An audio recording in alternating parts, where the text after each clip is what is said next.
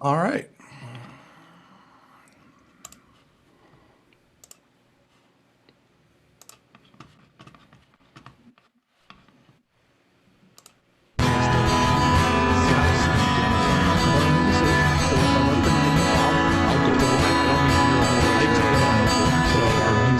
Yeah, well, you know, that's like just your opinion, man. So hello and welcome to the Audio Opinion Show, where audio people gather and give their opinion about stuff, because I felt like that was just a hole in the entertainment world that needed to be filled. And apparently there are literally ones of people who agree with me, because we sometimes get viewership all the way up around like 10 or 12.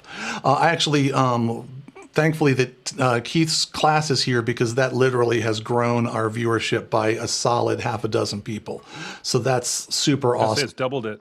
So clearly, yeah, this is what I needed to say. Doubled it. See, Karl, I need a PR person, and I need help, because yes, I need all the help I can get. So it looks like almost everybody that's here, we're all like sound reinforcement folks. So if anybody was here wanting to hear about like post-production tricks or recordings, you came to the wrong place. It's going to be all sound reinforcement folks. My good friend Keith decided to bring his class, and we're super excited about that. So Keith's class is here. I can't remember all of their names, but say hi to Keith's class.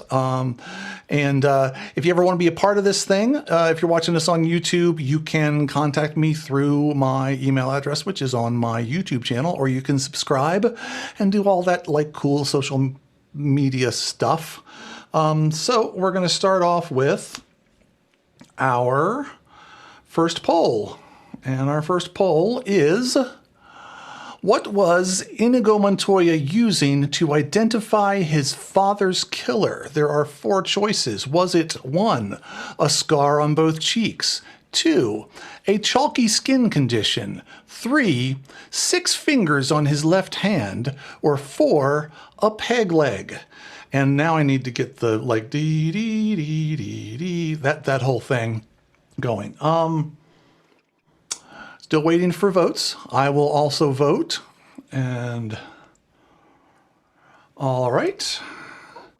So we'll share the results, and the answer, according to the group, is 6 fingers on his left hand. However, you're all wrong. It was 6 fingers on his right hand. Clearly not the same thing. Y'all need to go see the movie. What are you doing? That's the best I can do. Sorry. That's no one of none of the above. But yes, it is 6 fingers on his right hand. You can even. Is that from the stage or from the audience? Was there? Okay. Yeah. It's the old hand left or hand right thing. Yeah. Anyway, that's just your opinion, man. Yeah. Well said. I should have used Ike's voice. I think it was better. All right. We're just going to do this poll. I didn't even look to see what it is. So here's what we're going to be talking about. Our second topic, because our first topic was Brian is a jerk for not giving us the real answer on Princess Bride. So our topics are speaker brands: Meyer, Martin, JBL, DMB, L Acoustics, whatever. Or console channel layouts, like what kind of consoles layout. Or do we do sound reinforcement? Or do we make the sound larger than life? Or intercom. One of my favorites. Do we like RTS, Clearcom, Riedel, something different? Pete Erskine's not here, so I know no one's going to vote for that one. Karl's topic, I'm just saying, condenser mics on stage, are they a bad idea? And lastly, do we favor onboard effects or waves? Which ones do we prefer? People are voting. Tallies are coming in. Even I have voted. And... uh-oh. No, I feel like there's one person who hasn't voted. 5, 8. Keith, did you get a chance to vote, or are you too far? Okay. Well, this is going to be fun, because we have a 4-way tie. Nice. And because we have a four-way tie, I'm going to let Karl pick the topic because he missed out on it the last time. So, Karl, of the four-way tie, assuming you voted for one of them, which one did you vote for? You know which one I voted for. Come on. So, for this next 45 minutes or so, we will be talking about condenser mics on stage. Are they a bad idea? Question mark. Which is definitely a microphone topic.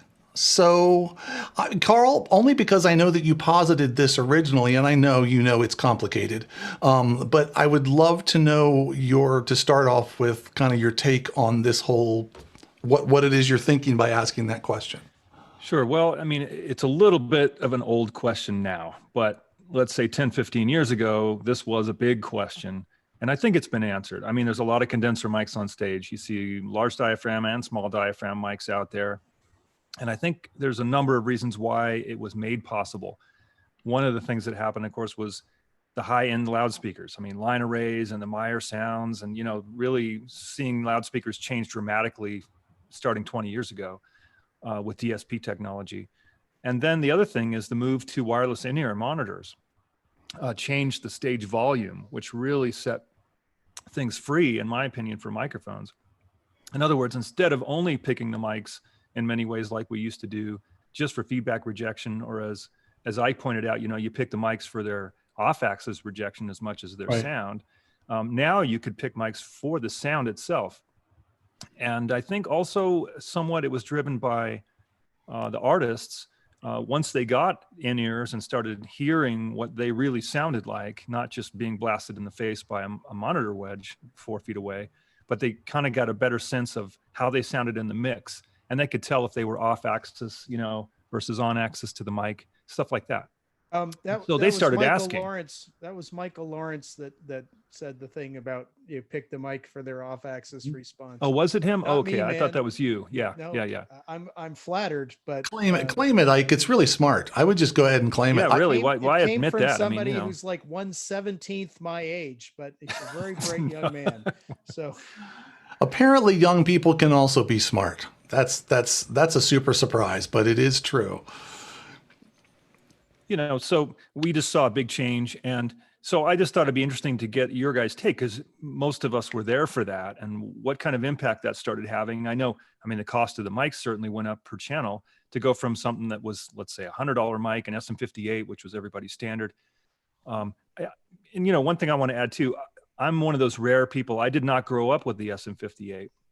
When I was doing live sound in the mid 90s full time, I was using Sennheiser 431s. We loved the way they sounded. The singers loved the way they sounded.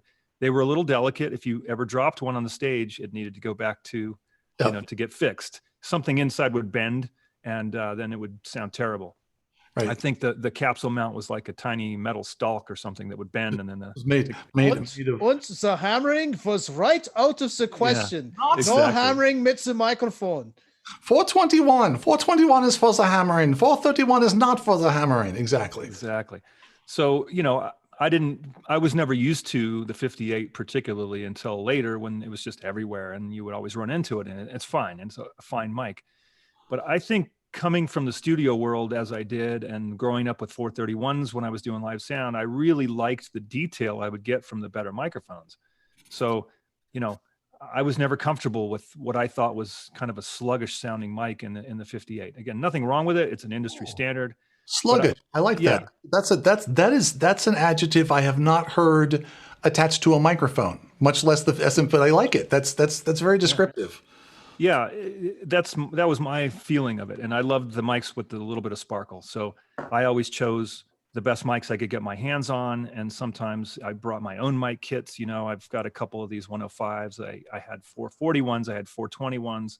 I had a couple KM84s that were really handy.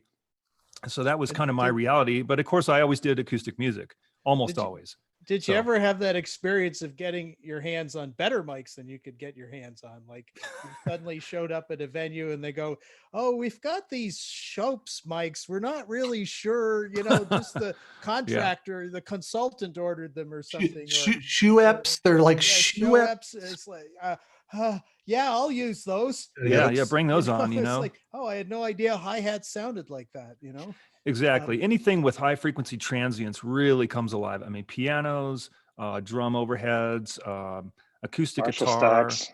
Yeah, exactly. It's certainly, you want the detail for strings and things like that, but often in PA work, the strings are close mic'd, or even with we used a lot of like Countryman Isomax back in the day, just right on the instruments to get them as close as possible. But that made a huge difference in the mix to be able to sculpt it more for taste, or for it to sound really, really nice, rather than simply fighting feedback. And that only became possible with more linear loudspeakers, in-ears, as I said. But it's still not over. I mean, that debate is still going on, I think, to some extent. So I just wanted to get everyone's take on all that. That's kind of my backstory. And I'm sticking to it. Yeah, no, and I mean, we talked a little bit about, and I'll spin my take up in a little bit about the kind of my personal progression of, early in my career wanting brighter and brighter microphones because I was missing all this high end, and then more lately wanting to just go back in the opposite direction because now I have so much high end reproduction ability that I'm just like, now it's too much. Give me my 58 back. Ed, since you were the last one on, you get called on after Karl. What's your take on generally, like, condenser mics, or more high-endy mics, or however you want to take it? I mean, they have their applications. I do work at a theater where we often use things like a VP88 inside a piano, and we often use Beta 87A capsules on our wireless handhelds if it's going to be someone talking on stage for the Q&As following a performance. Even in corporate stuff that I do, a lot of times I'll grab the 87A capsule. So they all have their uses. Obviously, a lot of us are using condensers on drums and stuff, on overheads and hi-hats. So, we're not going to say that there's no condensers on stage anywhere, but if we're talking strictly vocal, it depends. Sometimes an 87A on a female vocalist is what I'll grab too. If it's someone who's soft-spoken and they're going to be right on axis, and I want that tight pattern because they're using wedges instead of ears, So there's places for them, but I mean, throw a 58 up, then I'm going to know, everyone's going to know what it's going to sound like, and anybody can walk in and do something with it. And maybe not get themselves in as much trouble as if they try to get fancy and throw a condenser in a place where it doesn't belong. So, well, and I think and Karl, I mean, there's nothing I'm going to say that Karl doesn't already know. So, it's part of the reason why I loved that we actually got this. Yeah, I know. Well, at least with regards to microphones, Mr. Talking into a Neumann microphone, not because I ever worked for the company or anything like that. Not because this used to be owned by Walter Becker. True story. And now we all hate you. Just so we're clear. I won't tell you who owned the other one. Yes, you will. Eventually, you will, because Dave Matthews. All right, there, I said it. Well, see, now I see this is the thing that concerns me, because now apparently you're a mic thief, and that's no, these are gifts. They sent them to me. Oh, okay. All right. Well, that's fine. We'll assume that since we're on YouTube, that's what you have to say. But nevertheless, we know what actually happened. But the other thing is, it used to be like okay, in the olden days, kind of before neodymium magic magnet microphones that I can't pronounce, you basically had dynamics, which had like no high end, and you had condensers, which had tons of it. Like that was how easy it was to tell the difference. Like, oh, I need high end, I need high end sparkle. I gotta have some kind of condenser mic. And then we got the lightweight magnets, and like the Beta 58s came out, and the EV 757s, if anybody remembers the whole ND series, the 267, 467, all that stuff. And dynamics started getting brighter and brighter and brighter, and it started to become more of a, which version of bright do you like? And I distinctly remember at that point I just wanted brighter because everything was so dark sounding, and the PA needed all the help it could. Like, you pretty much had to hammer it at 12K if you were ever going to hear it, because there just wasn't a whole lot of reproduction there. So that sort of kind of changed. So then it was like, what's smooth up there? And then we're still kind of talking condensers and, but then, changing my own mind in mid thought. Like, I started doing a lot of symphony stuff, which, like you said, a very different deal. Now I picked up a lot of the technique from the previous guy. Like, I just sort of stepped into an existing role. RCI Sound Systems, as far as I know, still does. Baltimore Symphony Orchestra, big outdoor gig. They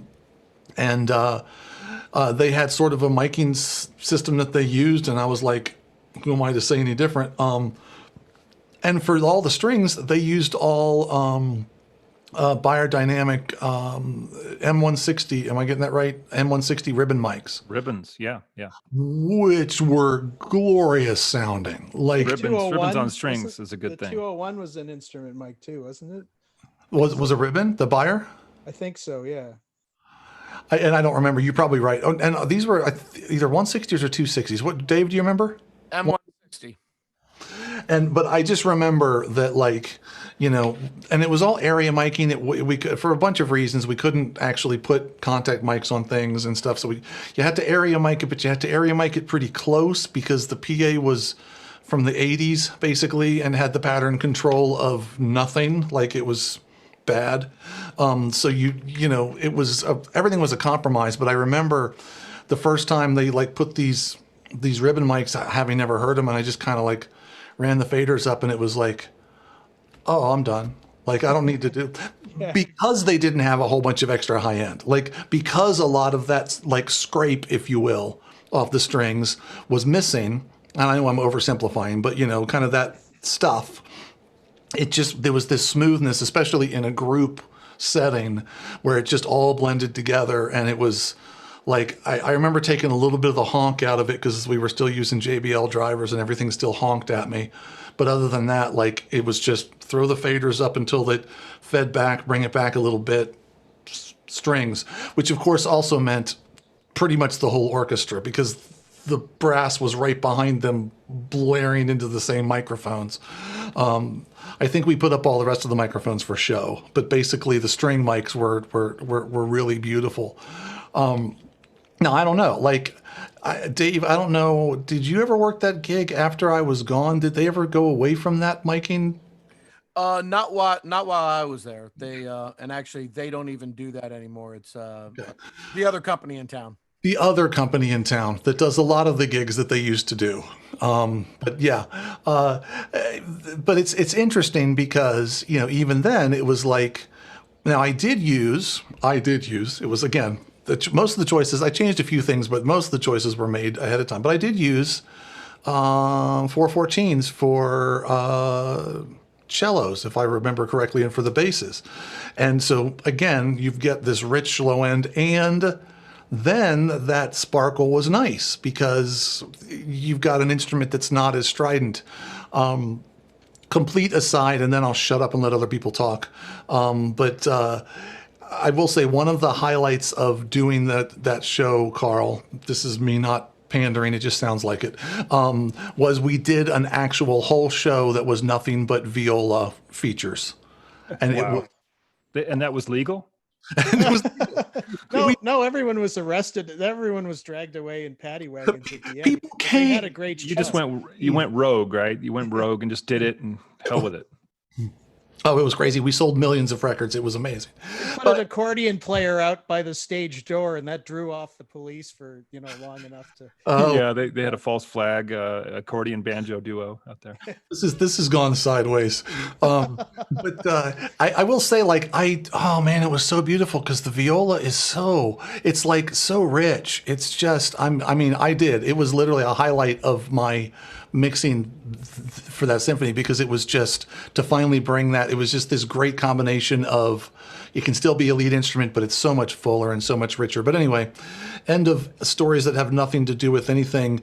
Tobias is enjoying the beach, and Yes. I'm going to make him tell us something that has to do with the beach and microphones. Just to work for it. He has to work for it.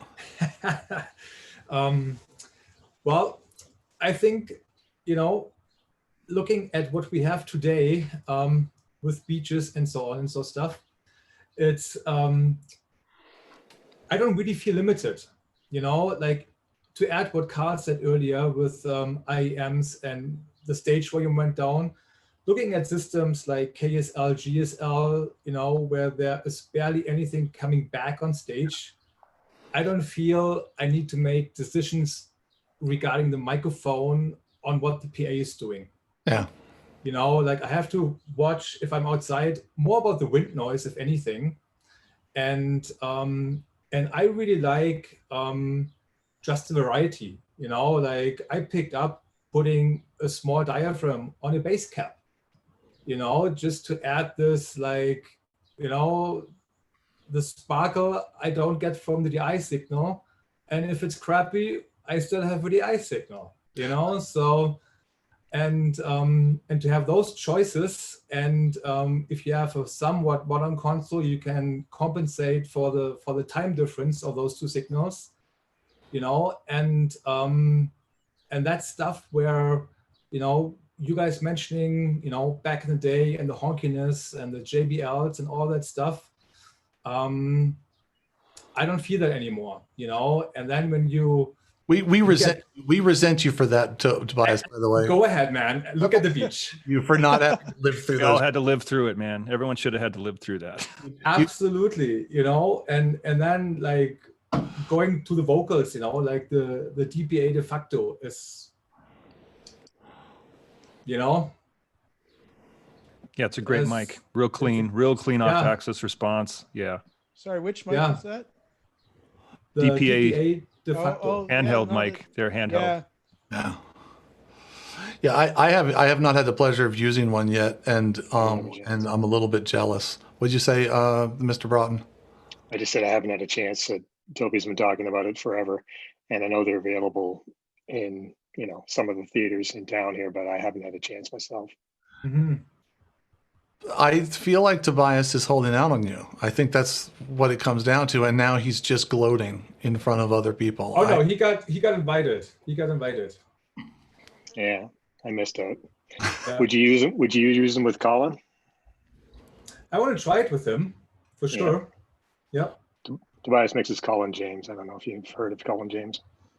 Well, one of the things we were talking about in the microphone show the other day, there was some back and forth about the KMS 105, but one of the things that I pointed out is that mic is such great phase response that it bleeds a lot, but the bleed sounds completely natural and completely musical. And on this television show that I was working on, it made every mix where a vocalist showed up with one of those, every one of those mixes translated better on television. Because I feel a pet theme coming on again, but everything in this business has to do with timing and phase response. And when you, and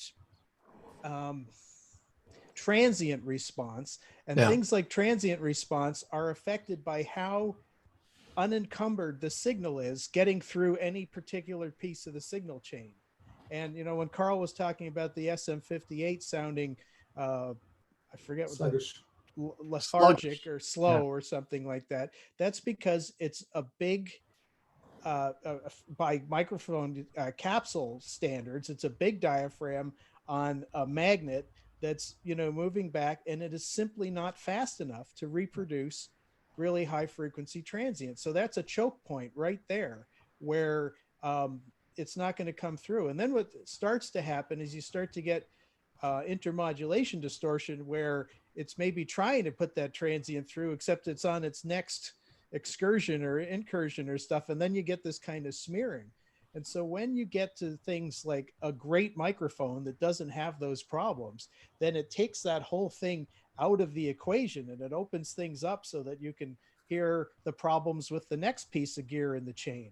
And, if you're lucky enough to have a chain with really good equipment all the way through, man, do you ever hear that? Right. And if Absolutely. you don't, then you start to hear these same issues of, transients trying to come through on the next cycle and all that other stuff. And it just smears things.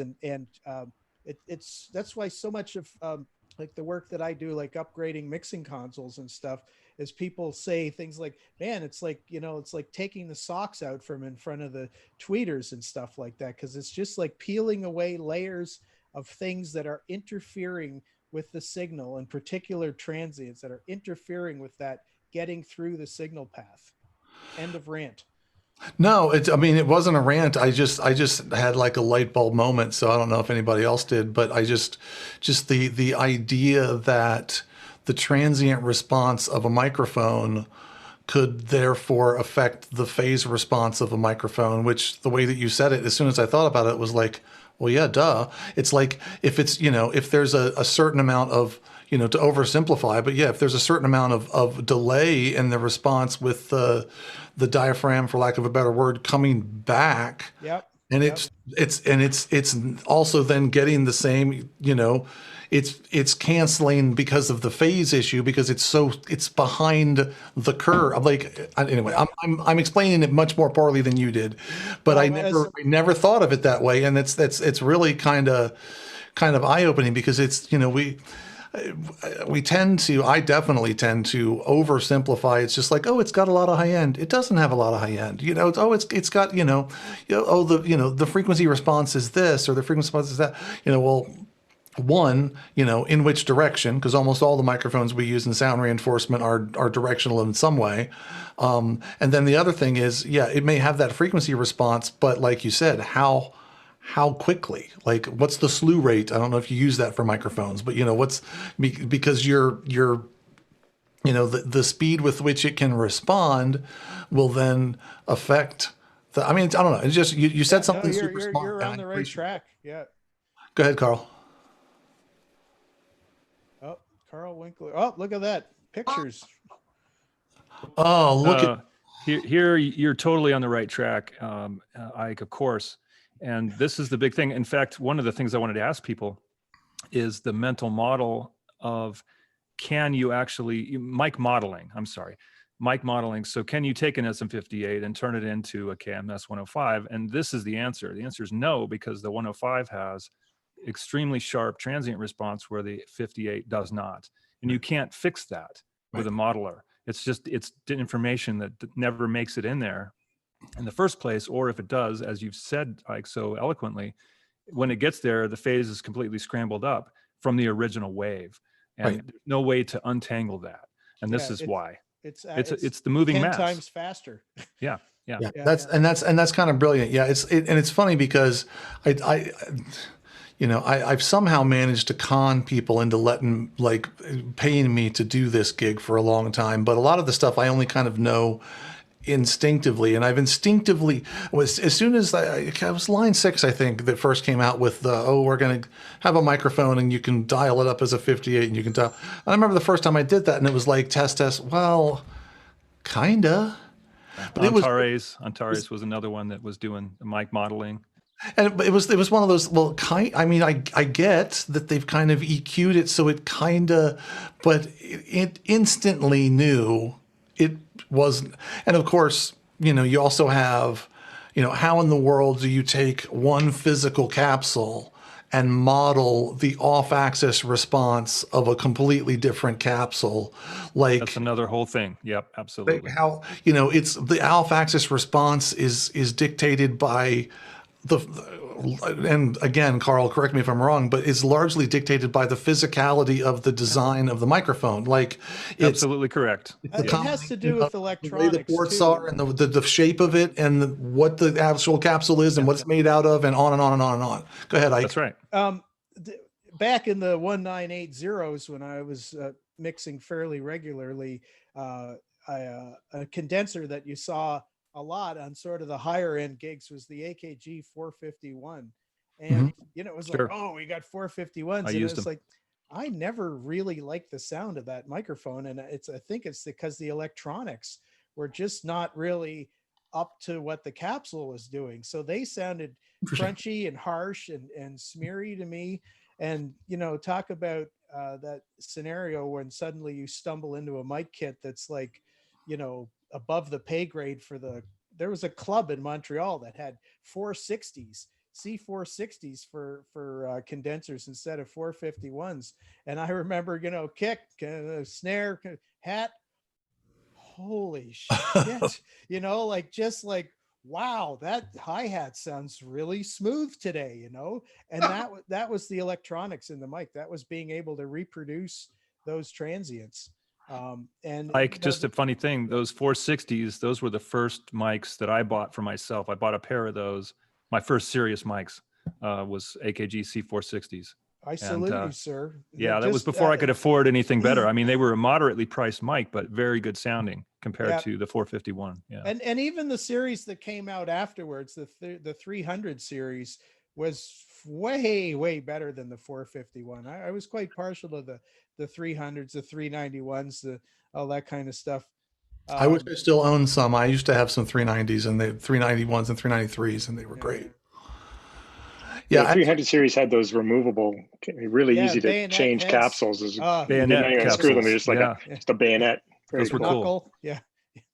Yeah. Instead of those micro threads that so many mics, Sheps and Neumanns, man, screws that fall it's always so scary to put those things together. And yeah.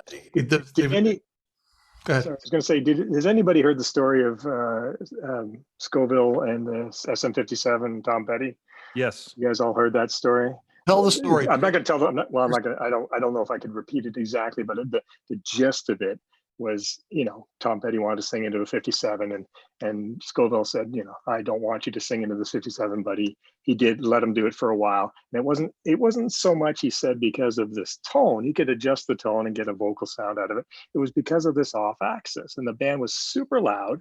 And whenever Tom would move away from the microphone, the sound that it would pick up of the back line, the guitars, the drums, and everything was horrendous. And that's what drove him crazy. So when he changed to the Neumann, it picked up as much as the 57 or even more, but what he heard coming through the microphone was much more reasonable. It was listenable. But the final thing about it was he says that he came to front of house one day with his bags all packed sitting there. And Tom's like, "What's up?" He goes, "Well," and he put the Neumann up on for him to sing into. And Tom's like, "Where's my microphone?" And Scoville says, "Well, basically use this microphone and I'm out of here." And he had his bag sitting there. So I guess he was serious about it. And Tom grumbled a bit and, went through a long sound check, eventually said, "Okay, well, I guess if I have to, I will. I don't want to, but I will do this."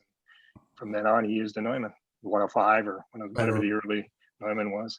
But it wasn't because of the vocal tone as much as it was when he moved away from his microphone and the off axis sound. That was what was killing him.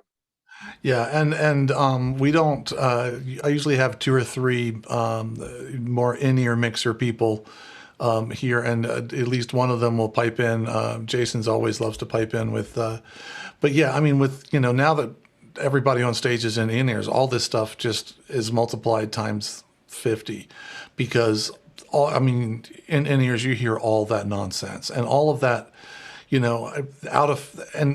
I had not been thinking about it in this way until this conversation, which is the point of this, by the way, to help me learn things. But just the phase issues and off-axis phase issues, and then I just have to jump back to it because you've said 2 things that were like eye openers to me in one freaking show. So you get to come back. So when I first started doing real sound for a real company, they had like 451s and 460s, and then they had 460s with cut down adapters for 451 capsules. I don't know if you all ever saw any of those, but and it was sort of this transitional thing for all these people that had tons of 451 capsules when they were trying to like push people towards 460s. And so the AKG actually made a little collar that you could adapt the two. And I swore that the 451 capsule on the 460 body sounded better, but it was one of those. I convinced myself that I was wrong. Now, maybe I was wrong, but I'm wondering, Ike, with some of the things that you said, where I it's think like you were not wrong, and I think that the preamp, electronics were better and quieter. yeah, So, and it's one of those, like, it wasn't a catastrophic difference, but it was just like, man, I'm like, I used some 451s and got one result. I remember using some 460s. I got a different result. And then, like, all the main mic lockers were out, and I got the, mic locker 3 or 5 or whatever it was.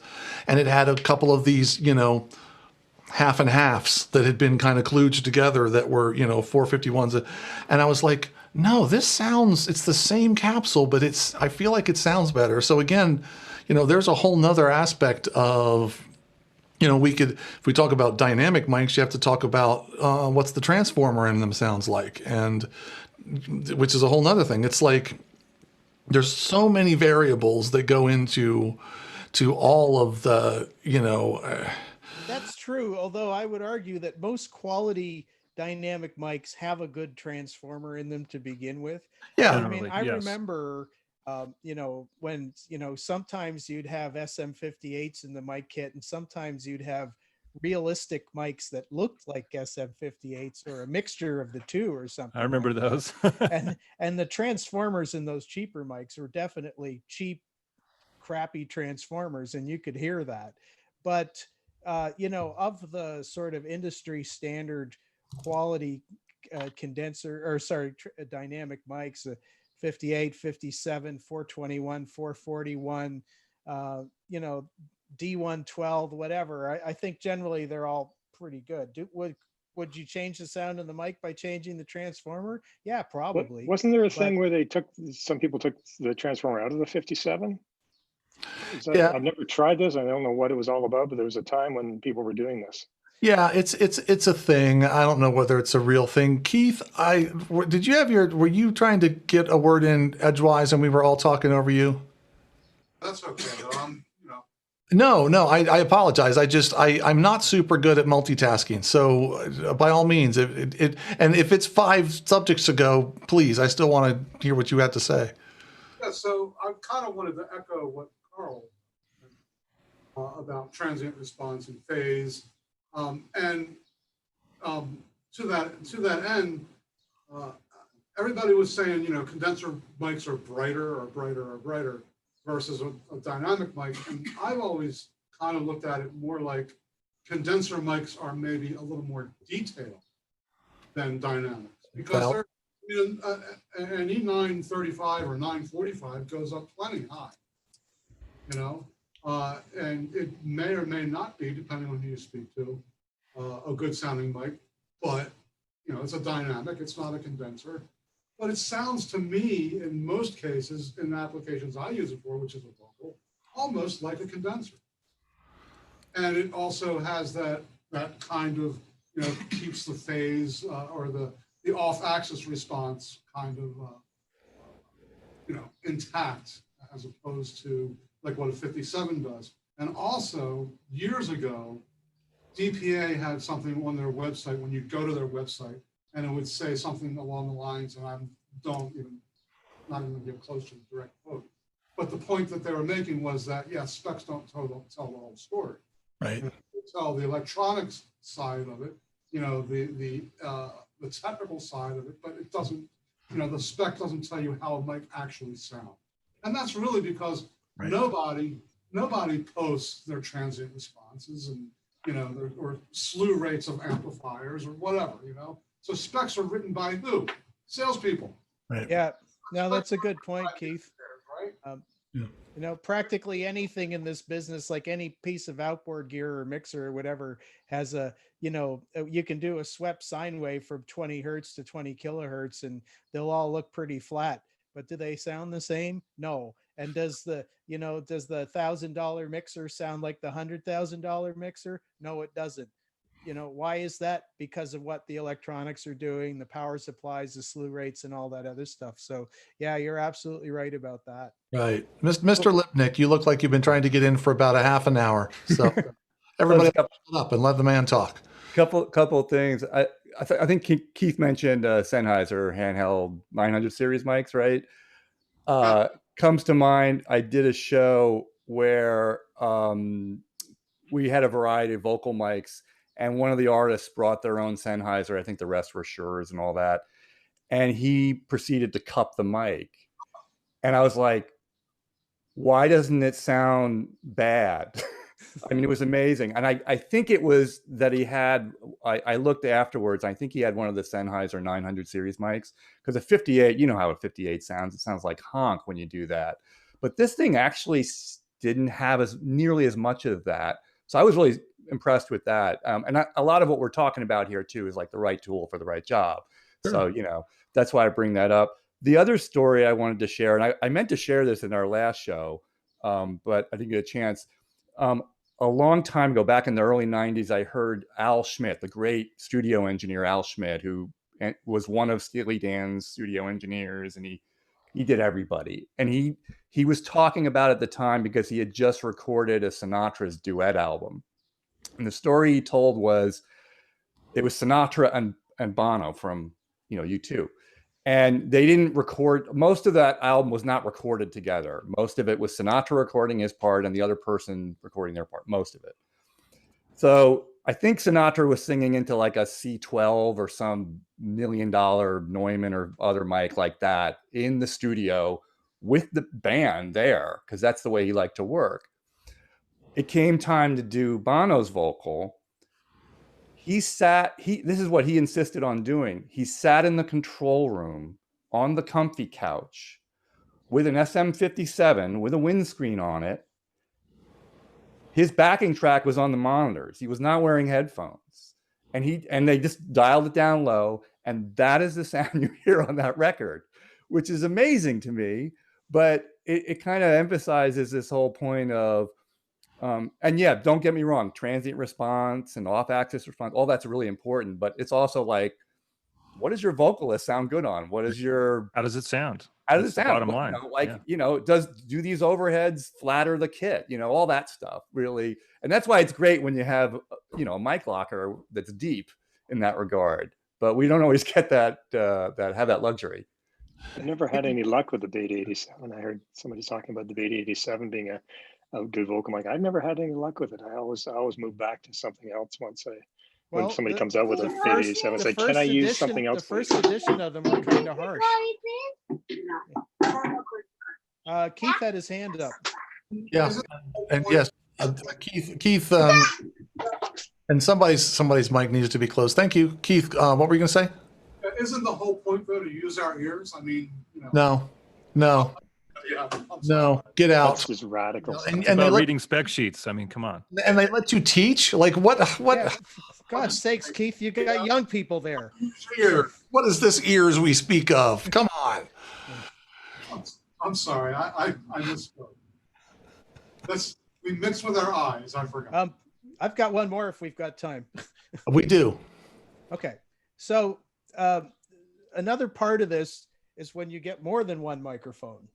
And because timing and spacing and all this stuff has to do with, and so I was doing this television show in the early 2000s, and we were at like episode 4 is a variety show, and I don't know, it was like the first week, second week or something like that. And we had somebody with a grand piano on it, and I went, man, I've done enough television to know that when you got a grand piano on, it is so hard to get the mix to translate well on the speakers at home, and I thought, well, I wonder what I can do about that. And I went up and I looked at the piano for a while, and I ended up putting a couple of, I think they were the ATM condensers. I forget which ones, but say I use 414s a lot, and I put them about this far apart, about a foot over the hammers, in the middle of the piano with the lid up on the short stick. And we started sound checking, and the guys in the booth said, yeah, it's pretty good. Could use a little bit more high end. And I went, okay, I'm just going to, move the one on the right-hand side, like an inch. And they went, that's it. And we did the thing, and the piano sounded great, and the band sounded great, and the broadcast sounded great.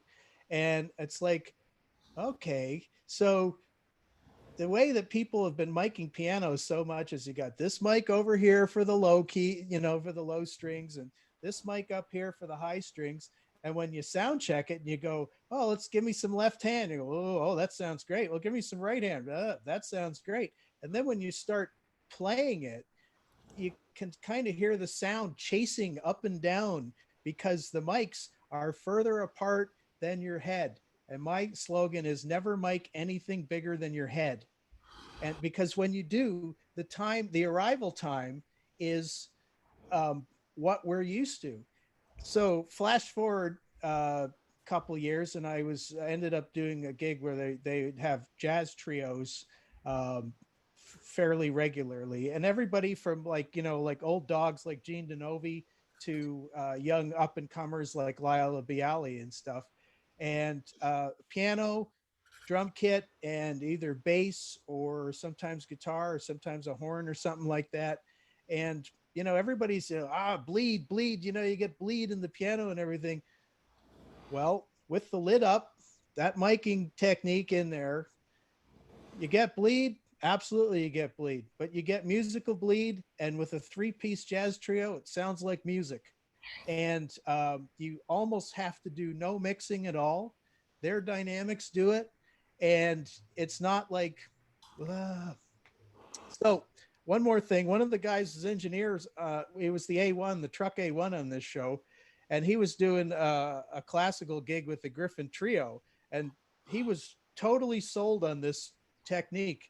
And they were about to tour this show. And he got my wife and I into a very, very early preview performance where we got some long looks from a lot of people that didn't know who we were, going like, how did you even get in here, kind of thing. And we sat there 2 or 3 rows from the back, and it was driving me crazy because the piano was like chasing there and chasing there. And I go, yeah, that's right. Sure, Tony was into this miking technique. And I talked to him about it afterwards, and it turned out that one of the stagehands went, that ain't how you mic a piano, and moved the mics apart. And that's what I heard. And man, did it ever, like, you could hear it so clearly. It was just like awful. So and that's a good topic for another show, by the way. Yeah. Piano, hardest instrument to mic on stage.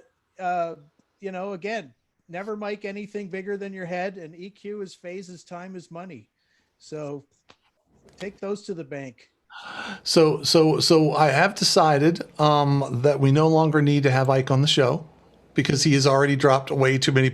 There's so many mic drop moments and talking about microphones that we just there he goes. He's out of here. We don't even need him anymore. So that never mic anything wider than your head. That's I'm totally like I'm totally stealing that. But there's a huge amount of wisdom to that because although I actually, when I think about it, like I'm a big, 414 on a piano guy. But you know what, at the end of the day, I think I was doing a lot of the same, but a little bit of this, but yeah, the low end, high end thing. Yeah. You get all that stuff, but it's interesting. It's like, again, we're, with microphones, especially in sound reinforcement, and we're gradually moving away from it, but we're still dealing with a certain amount of damage control. I need to be able to hear this louder than the other things on stage so I can control how much of it I'm going to reproduce. So consequently, I have to put the microphones close enough that they hear more piano than other things. But as soon as I do that, it sounds weird because nobody listens to a piano with their head inside the piano. Like nobody listens to a guitar amp with their head crammed up next to the guitar amp. And so we're, constantly then chasing our tails trying to put the microphones in the wrong place because we don't have any choice and then make it sound right. And that's, that's a great way to kind of, come around full circle. We could talk for another 4 hours about microphones. So I promise this will not be the last microphone thing. And I did write down miking pianos. Let's talk miking pianos because that's a solid hour without any problems whatsoever. I could do 45 minutes on the ways that I do it because there's like 7. Depending on the situation and the reasons why and some of the tricks that I, picked up from other people and everything else. But anyway, I think we'll call that a session for now. I'm going to say goodbye to YouTube. So everybody say goodbye to YouTube. And while I figure out how to do it, everybody say goodbye to YouTube.